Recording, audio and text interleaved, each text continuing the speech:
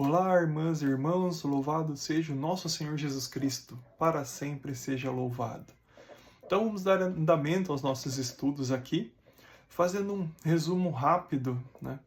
A gente estudou um pouquinho lá a carta do Papa Francisco, Desiderio Desideravi, falamos sobre alguns outros temas também da nossa fé, da liturgia. Então, para a gente recapitular, né? Se você não viu os outros vídeos, volta lá e vê antes de continuar.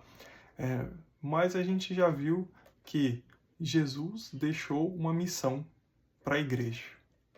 Tá? Ele veio para nos salvar, sim, para nos dar a esperança da vida eterna, mas não só para o amanhã, mas ele quis estar conosco. Essa é o maior diferencial, talvez, da nossa igreja. Nós entendemos, através da Eucaristia, né, Jesus disse: quem come a minha carne e bebe meu sangue permanece em mim e eu nele. Então, a promessa é que Jesus estará conosco, em nós, não conosco do lado, não, em nós. Né? Ele estará dentro de nós e nos ajudará a caminhar, se assim quisermos, né? Como diz São Paulo, lá, não sou mais eu que vivo, mas Jesus que vive em mim, e ele pode fazer isso se nós dermos espaço. Então, a igreja viu nisso uma missão, né, de chegar a todos os povos e apresentar esse Jesus que quer caminhar em nós. E daí, não tem forma melhor do que nós entendermos a nossa igreja, a nossa liturgia, do que através dos documentos da igreja. Às vezes você que toca, ou você que participa da liturgia, em quem que você se inspira, né, para fazer o que você faz? Como que você sabe que o caminho que você está andando é aquilo que a igreja deseja, aquilo que Cristo deseja através da sua igreja? Porque você não está servindo só a Deus. Você fala assim, eu estou servindo a Deus. Sim, você está servindo primeiramente a Deus, mas você está servindo através da sua igreja católica. Senão você poderia estar em qualquer outra igreja, não é mesmo? Porque nas outras igrejas eles não falam também que estão lá para fazer a vontade de Deus? Provavelmente eles falam isso. Mas nós também estamos, porém, dentro daquilo que nós acreditamos, que é a fé da Igreja Católica. Né? Então, de onde tem que ser a nossa inspiração? Nossa inspiração tem que ser, porque eu acho bonito a missa do lugar tal, eu acho bonito a liturgia que o pessoal faz não sei aonde. Tudo isso é muito bom, né, nos inspirarmos, mas, porém, temos que ter ciência e consciência, sabermos o que estamos fazendo. E qual é a forma de fazer isso? Através de alguns documentos. Então a gente vai começar agora, nesse instante, né, o estudo de um documento que é dos mais importantes para aquele que quer servir na Santa Missa. A Instrução Geral do Missal Romano. Em primeiro lugar, o que é o Missal Romano? Nós temos alguns livros litúrgicos, né, que são usados nas celebrações. E na celebração eucarística, 2. Né? Um é o missal, né? Ou seja, o missal é que contém toda a instrução da missa. E o outro é o lecionário, que é onde estão as leituras da missa. As leituras não são tiradas diretamente ali da Bíblia. A gente não lê a Bíblia na missa, porque a Bíblia não é um livro litúrgico.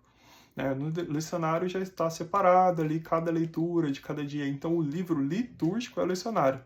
Mas nós agora vamos estudar o missal romano através da sua instrução geral. Como que funciona, né? Os livros litúrgicos, eles têm uma introdução, uma espécie de introdução, que é uma instrução de como utilizá-lo, né? Então o missal é o livro que os padres vão usar, os padres, bispos, etc., vão usar para celebrar, né? Ali está tudo para ele, o que ele tem que fazer, passo a passo. Ali tem quais as escolhas que ele pode fazer em determinados dias e tudo mais. E nessa instrução aqui, ela é muito importante para nós porque ela contém o como fazer, como que a gente faz, né? Então, assim, o missal romano, ele passou a existir a partir do momento que a igreja foi tendo diversos livrinhos. Um livrinho para isso, um livrinho para essa parte da missa. Foi começando a documentar as coisas que fazia. E daí, então, foi criado o missal, juntando todo esse material, né, numa forma, num passo a passo ali para o padre seguir. Nós estamos na 3ª edição do Missal Romano. Essa 3ª edição, né, às vezes surge uma certa polêmica, né? Algumas pessoas falam, não, mas que a missa correta e tal é a tridentina, que é mais fiel à tradição. Na verdade, pelo contrário, o que acontece? Nós estamos celebrando a mesma missa desde o começo do cristianismo, tá? É uma só missa. O que acontece é que a forma da gente celebrar, às vezes, ela é atualizada, né? A igreja, ela sofreu, né, durante o tempo com muitas coisas. Perseguição, lá no começo, a gente não podia celebrar em qualquer lugar. Até o momento que a gente pôde, né, começar a celebrar. Mas até aí, o povo se dispersou, né? Então, o conhecimento dos apóstolos também se dispersou. E durante o passar do tempo, ele foi sendo recuperado, né? Uma comunidade fazia de uma forma, uma comunidade fazia de outra. Então, ali, o Papa, e através também de algumas partes da igreja que estudam justamente essa questão, e vão vendo, não, a tradição mais correta é essa, é assim que nós devemos fazer, é assim que está mais ligado aos nossos dogmas, à nossa doutrina. Então, assim, né, o Papa, através de várias partes da igreja ligado a ele, que fazem esse trabalho, né? Tem uma que é a que mais vocês vão ouvir falar, que é o dicastério, tem um dicastério específico para isso, né? Que são alguns especialistas religiosos que justamente estudam essa parte litúrgica e produzem esses materiais para nós. O que eu gostaria de frisar aqui, então? Então, essa 3ª edição foi feito esse trabalho de recuperar, de entender, voltar às raízes, aquilo que nós fazíamos lá no começo do cristianismo, né? Outra coisa, tirar duplicidades. Tinha muita coisa que era duplicada, orações duplicadas, então foi retirado. E principalmente, a partir do Concílio Vaticano II, promover a participação ativa do povo. Mas não é essa participação ativa que você está pensando, às vezes, aí, do outro lado. Que o que é uma participação ativa? A participação ativa é cantar, é falar, é responder. Não é isso. A principal participação ativa é compreender, é entender. E isso foi feito também se traduzindo os textos. Então hoje, né, a missa que a gente celebra hoje é na nossa própria língua. Isso facilita muito o nosso entendimento, a nossa participação ativa, porque nós conseguimos orar junto com a igreja. Nós conseguimos internalizar esses textos porque nós conseguimos compreender eles. Tá bom? Outra coisa que é importante.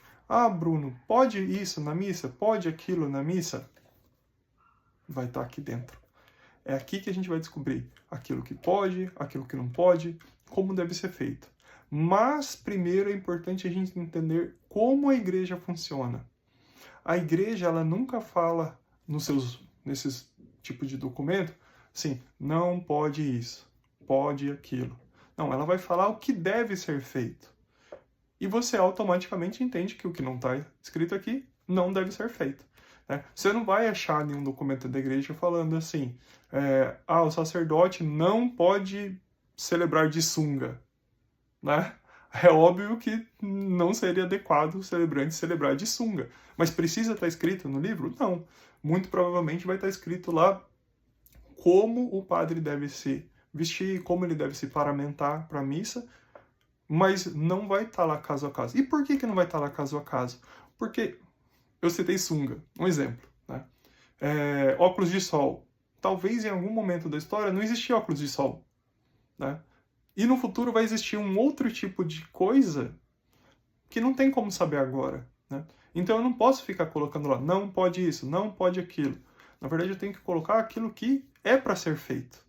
E assim, as pessoas de todos os tempos vão saber aquilo que precisa ser feito. É claro, existem as cartas dos papas, que vão, conforme a igreja vai se desviando, eles vão pegando esses desvios e vão colocando pra gente, ó, isso aqui não é legal por causa disso, vão explicar, né? Mas o livro, ele vai ser sempre no afirmativo, no que a gente pode fazer, no que a gente deve fazer, na maior parte do tempo. Então, se você pensou assim, vamos fazer, porque não tá, onde está escrito que não pode? Na verdade, você está tentando driblar a igreja, driblar Deus, enganar a igreja. Enganar a si mesmo, na verdade. Então, vamos seguir o que está escrito aqui. E para vocês verem o quão importante, né? Vocês já ouviram falar na lei da igreja, na lei canônica, né?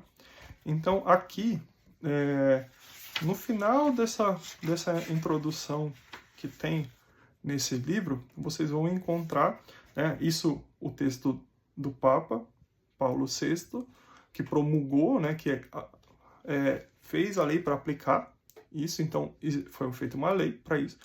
E ele coloca, inclusive, aqui, por fim, queremos dar força de lei a tudo que até aqui expusemos sobre o novo missal romano.